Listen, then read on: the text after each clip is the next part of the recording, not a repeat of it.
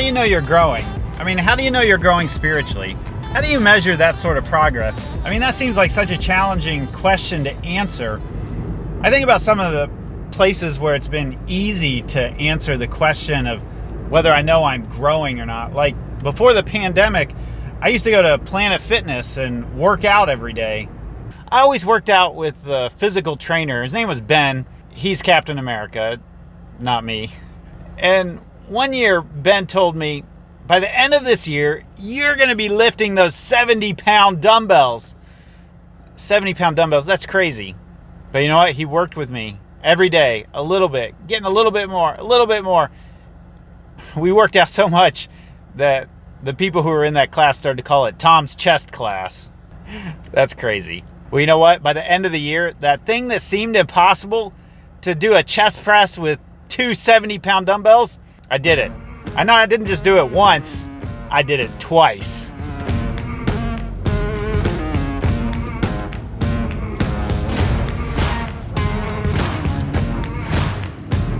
All right, admittedly, measuring spiritual growth isn't anywhere near as easy as measuring growth in physical strength. But today what we're going to talk about is how do we measure whether we're accomplishing our mission at Sycamore Creek, whether we're igniting authentic life in Christ and fanning it into an all-consuming flame. So I want to start with this question for us to talk about.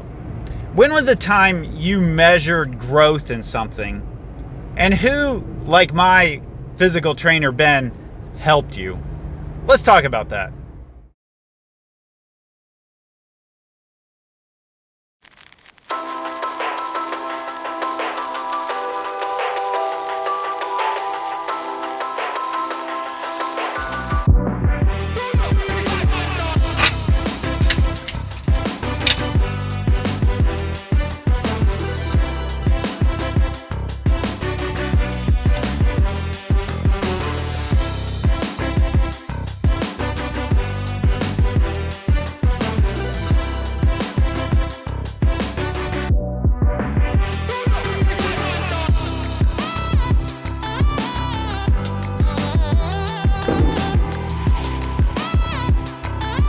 We're in the last week of a series called Squad Goals, Know Why You're Here. And there's a problem that we've dealt with every week of these 4 weeks of this series. And here's the problem. We've had a total disruption of the rhythm and habits of our lives. Why are we here again? I think about the first time that my kids played survival mode in Minecraft. You see, there's two different modes. There's creative mode and there's survival mode.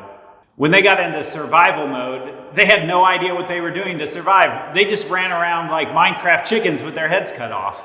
They totally forgot about how to be creative in Minecraft.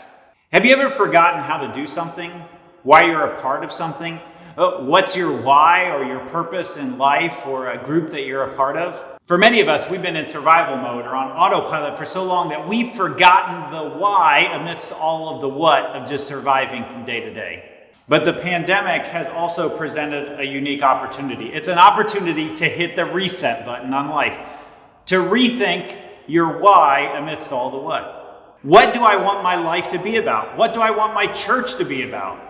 That's what this series, Squad Goals, Know Why You Are Here, is all about. Know, in an intimate sense, in a deep sense. Why? What's your why? What's God got you here for? Know why you are, you, an individual amidst a bigger group, a bigger community. Know why you are here.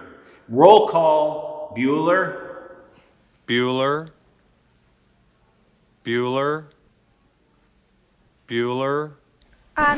Be here, not just physically, but be here fully present. Be here spiritually, be here emotionally, physically, spiritually, financially, intellectually. Be here. Know why you are here at Sycamore Creek. A squad is a small group of people having a particular task. The Christian life is a communal life. John Wesley, the 18th century founder of the Methodist spiritual renewal movement in the Church of England, said this about being a Christian. When I say Christianity is essentially a social religion, I mean not only that it cannot subsist so well, but that it cannot subsist at all without society, without living and conversing with other people. Why are we a squad, and what's our purpose? What's our reason for existence? Know why you are here. at Sycamore Creek. Over these 4 weeks, we've taken a look at the vision frame of our church. Week 1, our missional mandate, why we exist. Week 2, our missional values, the manner in which we go about everything we do. Week 3, our missional strategy, the apprenticeship or discipleship process. And this week, week 4, our missional measures, the kind of Christian we're trying to form. When we talk about how we're accomplishing our mission, we know we're accomplishing our mission when we more and more avoid evil, do good, and stay in love with God. That's the kind of Christian we're trying to form. John Wesley, the founder of this Methodist movement in the 18th century, talked about going on to perfection, perfecting our love, perfect Christian love. And this perfect Christian love can be summed up in those 3 simple rules. Do no harm or avoid evil, do good, and stay in love with God. I think back to Paul, the first missionary of the church and the author of many of the books of the Bible. When he wrote his letter to the Ephesians, he said this equipping through different people's gifts and talents will continue until we all come to such unity in our faith and knowledge of God's Son that we will be mature in the Lord, measuring up to the full and complete standard of Christ. Maturity, the full and complete standard of Christ, growing in the character of Christ, as we talked about last week. Now, this movement called Methodist was called Methodist because John Wesley introduced a methodical way of growing spiritually.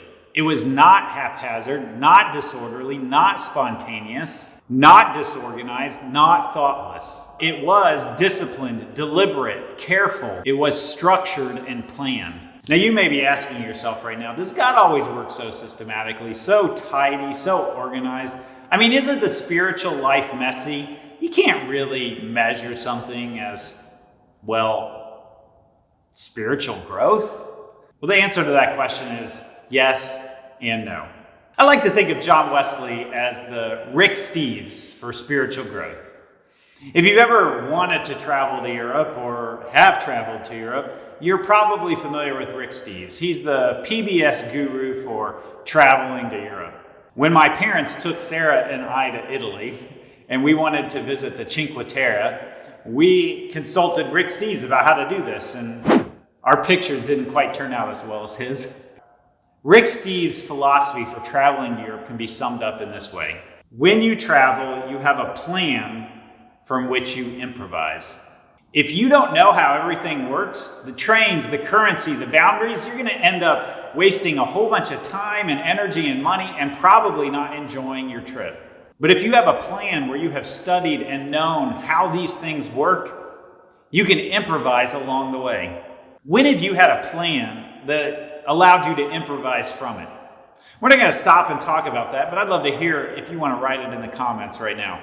Wesley's plan or method for spiritual growth was small groups meeting together to hold one another accountable to living into these 3 simple rules. And Wesley didn't make this up. It's all through the Bible. Maybe one of the clearest places is in the prophet Isaiah, who says this: "Cease to do evil, learn to do good, seek justice, rescue the oppressed, defend the orphan, plead for the widow." You know you're growing spiritually when you are doing those things more and more.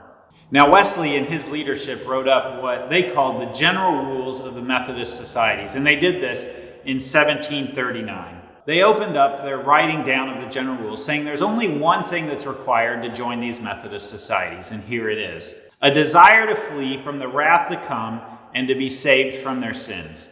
But he adds something else. It's not just that desire, it has to show itself. But wherever this is really fixed in the soul, it will be shown by its fruits. Now, this sounds a little harsh to our ears today, doesn't it? We don't like talking about or hearing about wrath. But here's what Wesley and the early Methodists were essentially saying. The only thing you need to join us is a desire to turn back toward God. You are heading north on 75, trying to get to Florida, and you're never going to get to Florida that way. You got to turn south.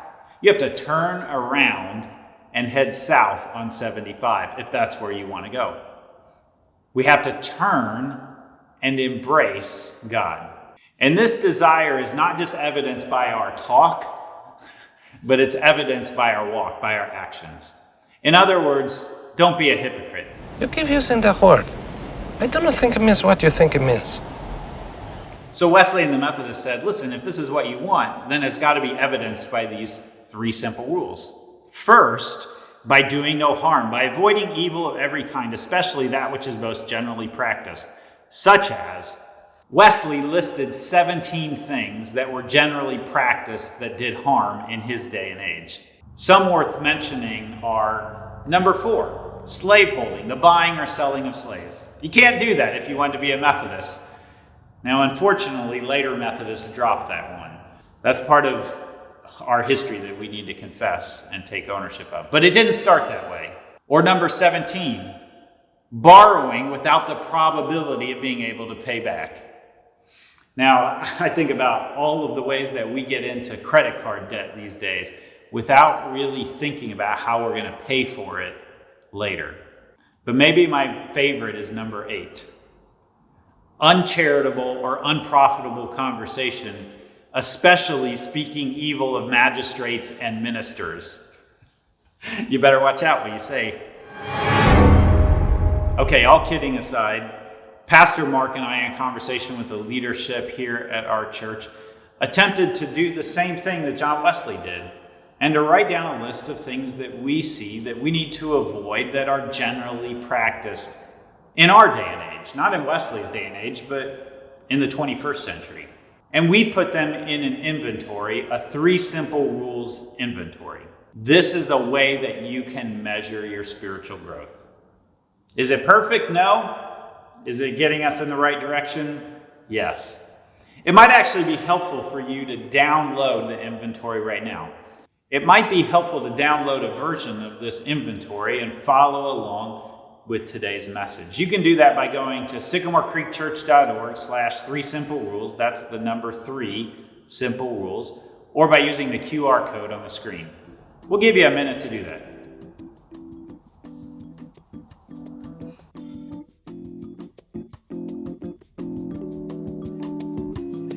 All right, rule number 1, do no harm, avoid evil. And we've listed some.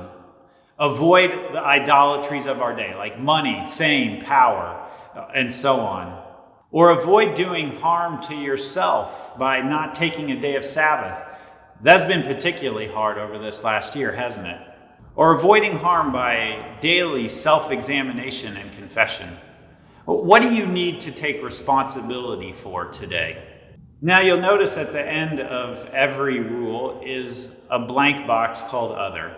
And that's because Mark and I don't consider ourselves having enough knowledge and wisdom and spiritual maturity to be comprehensive in this list of all of the things that we should avoid doing to do no harm.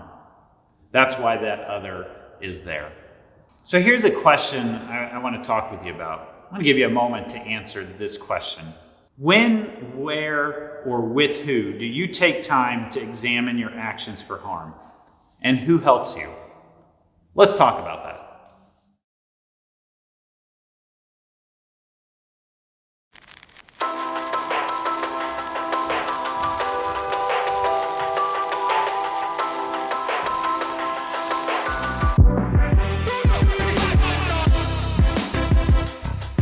I love being here in this newly remodeled Kids Creek area. It's not quite done yet, it's almost there, but I look forward to the day when we'll have kids back in here and we're teaching them these 3 simple rules of doing no harm, doing good, and staying in love with God. Speaking of those 3 simple rules, we're on to rule number 2. Again, back to John Wesley. John Wesley and the early Methodists said that if you wanted to continue in the Methodist societies, you had to show evidence of your desire by doing good, by being in every kind merciful after their power as they have opportunity, doing good of every possible sort and as far as possible to all people. Now, Wesley listed 5 basic categories of doing good. The first was doing good to your body. Second, doing good to your soul. Third, doing good to other followers of Jesus. Fourth, by living simply. And fifth, by staying faithful to Jesus through self-denial, even amidst persecution. That's quite a list of doing good. In our 3 simple rules inventory, we've created a list of ways that we think you can do good in today's day and age, in the 21st century. And you'll notice there are two key words that keep showing up over and over again. One is intentional and two is active. Intentionally looking for opportunities to do good, not just waiting for them passively to show up on your doorstep, but going out and intentionally and actively looking for ways to do good. And also actively working against the isms in our day and age. Racism and sexism and classism and ableism. And again, the key word there is active. Not just passively working against those things, but actively looking for ways to do good, to tear those systems down and build something more equitable in their place. Another thing you'll see in our list of doing good is caring for creation. We only have this one earth, and God has given it to us to be stewards of. And the way that we treat this earth is a reflection of our love or our lack of love for the Creator. Now, what's the best way to do good? What's the best way to intentionally and actively, methodically do good? Well, it's to be part of a community, to be part of a small group that is encouraging you and spurring you on to do more and more good. I think about the book of Hebrews in the New Testament. The author of Hebrews says this: "Let us think of ways to motivate one another to acts of love and good works." If you want to actively do good, be part of a community that is helping you to actively do good. The author of Hebrews goes on and says this: "And let us not neglect our meeting together as some people do, but encourage one another, especially now that the day of his returning is drawing near." Encourage one another to do good. Encourage one another to actively resist these unjust systems. Encourage one another to take care of our planet. Encourage one another to do this and all kinds of other good that's not listed here in this 3 simple rules inventory. And we gather together as a church in 2 primary ways. One is in worship. Right now, of course, we're being creative with our worship and gathering in ways that we never have before. But another one is in our small groups. In fact, that may be the most significant place where we encourage one another to do good. It's the month where we're encouraging people to sign up for our fall small groups in our group link month. And you can do that by going to sycamorecreekchurch.org/small groups or using the QR code that's on the screen. I'm going to give you just a moment to do that right now.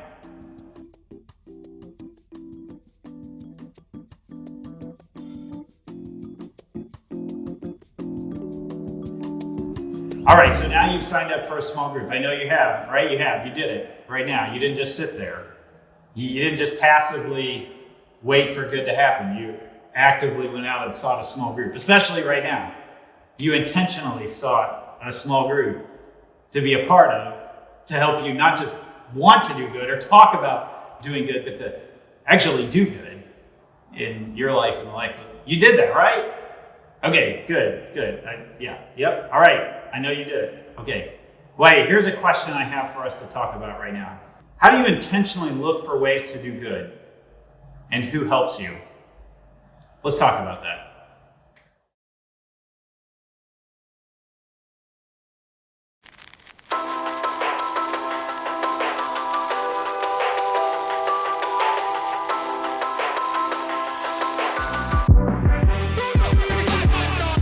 All right, back to John Wesley. Wesley and the early Methodists said that if you wanted to continue to be a Methodist, you had to show this third thing. You had to stay in love with God. Or they talked about it in this way: attend upon all the ordinances of God. Ordinances of God? What's he talking about? He's basically saying these are the ways that God ordained, that God promised, that God would show up. These were the ordinary channels or means by which God's grace would change and transform us. The places where we would encounter and experience God's love.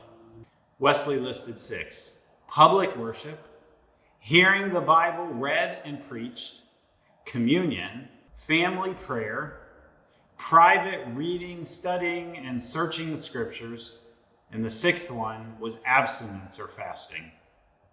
These are the places where God promised that God would show up. So in our 3 simple rules inventory, we've listed several places where we think you practice these and you will stay in love with God. One of them is daily unhurried time with God. How do you spend daily unhurried time with God? I mean, for some of us, that may just be 5 minutes of unhurried time. For others of us, 15, 30, maybe those of us who don't have any little kids, a whole hour with God every day. A second way of staying in love with God is inviting God into the daily rhythms of your life. Your work, your cooking, your cleaning, your yard work, your parenting. Have you ever thought of changing a diaper as a spiritual practice of staying in love with God? Well, it can be. It can be if you frame it, if you practice the presence of God in that moment, open to what God's doing in your heart, your mind, and your soul. A third way is time away and spiritual retreats, extended time away, like at our men's retreat Crash and our women's retreat Pause, or I lead regular daily spiritual retreats. I've got one coming up on December 2nd. You can sign up for it in our group link, sycamorecreekchurch.org/small groups. There's also information in there about our upcoming women's retreat in the next couple of months. These are all ways that we stay in love with God. I think another way of putting this is that there's no coasting when it comes to our relationship with God. I think back to something my dad told me. Yes, this is my dad. Now you know where I got my amazing fashion sense from.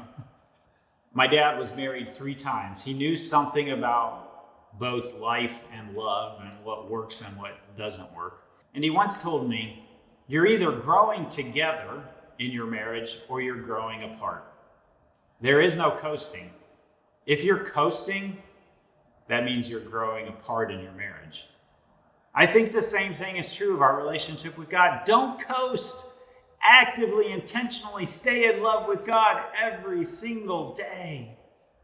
But here's some good news in the midst of all of this. In your humanity, in your brokenness, in your fallenness, when you are moving away from God or when you're just coasting, God is still chasing after you. When you stop loving God or when you fail to love God, God doesn't stop loving you. I think back to John's first letter in the Bible where he says that we love God and each other because God first loved us. When you mess up, when you do harm, when you fail to do good, when you stop chasing after God, God still chases after you. God still loves you. Living into the 3 simple rules is first and foremost from the very beginning about responding to God's love, God who loved us first. Living into these 3 simple rules is first and foremost a gift that we receive from God's Spirit at work within us. You can't make yourself any more beloved than you already are. So where are you responding? Where are you staying in love with God? And who's helping you to do that? Let's talk about that.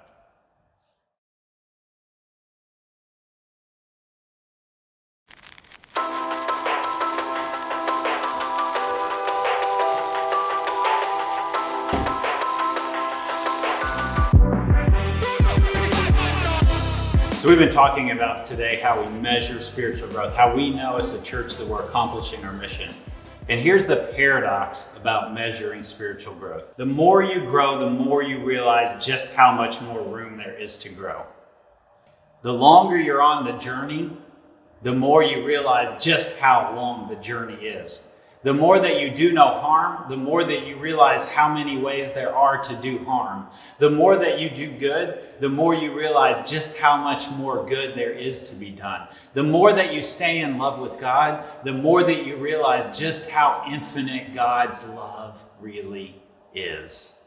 Let's go back to Planet Fitness and measuring my growth and strength. I did get to the point where I could put those 70-pound dumbbells up twice, but you know what? There are heavier dumbbells than 70 pounds. Planet Fitness only goes up to 70. But I've seen guys in there use those 70-pound dumbbells for their warm-ups. 150-pound dumbbells. I can barely imagine lifting those with both of my arms. But people do, because there's always more room to grow. And growth isn't just in one direction. Sometimes we move forward and sometimes we fall back. I couldn't do chest presses with those 70-pound dumbbells right now, but I could work back up to it if I wanted to. So in the midst of your own moving forward and falling back, give yourself the same grace that God gives you. And then, by the grace of God, do it over. Do no harm again. And then, by the grace of God, commit yourself to the journey again. Commit yourself to growing again. Commit yourself to doing no harm again. Commit yourself to doing good again. Commit yourself to staying in love with God again.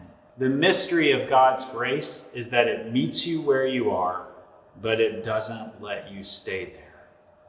So let's review, friends. What's our why? Why do we exist? We exist to ignite authentic life in Christ and fan it into an all-consuming flame. Say it with me. We exist to ignite authentic life in Christ and fan it into an all-consuming flame. And how do we know we're accomplishing it? Because we do no harm, we do good, and we stay in love with God. Say it with me. We do no harm, we do good, and we stay in love with God.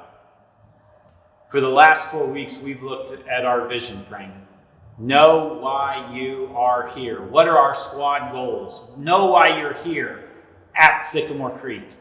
Our mission is to ignite authentic life in Christ and fan it into an all-consuming flame. Our values are to be curious, creative, and compassionate. Our strategy for apprenticeship and discipleship is to connect, grow, and serve. And our measures, how we know we're accomplishing our mission, is when we do no harm, do good, and stay in love with God. During this pandemic, it's been really easy to get stuck on what you can't do, to get focused on what you used to be able to do, but you can no longer do, to be stuck in survival mode, to be on autopilot, to forget your why amidst all the what. Together, let's know our why so that we do no harm, do good, and stay in love with God. I can't do this by myself. I can't even coach you by myself. I need you and you need me. We need each other. We need to do this together. We are a squad. So squad, let's say it one more time. Why do we exist? To ignite authentic life in Christ and fan it into an all-consuming flame. How do we go about it? We're curious, creative, and compassionate. What's our process? Connect, grow, and serve. And how do we know we're accomplishing it? Because we do no harm, we do good, and we stay in love with God. So squad, let's do this.